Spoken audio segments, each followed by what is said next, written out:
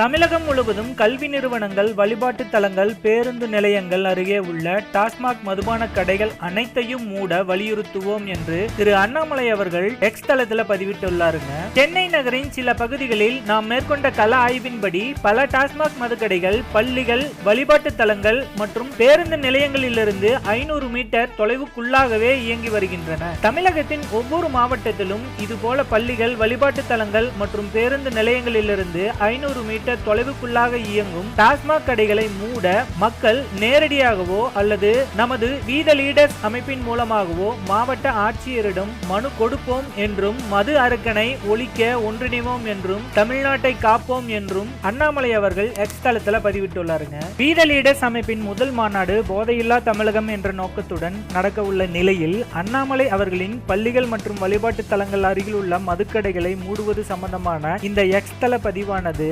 முக்கியமாக பார்க்கப்படுகிறது.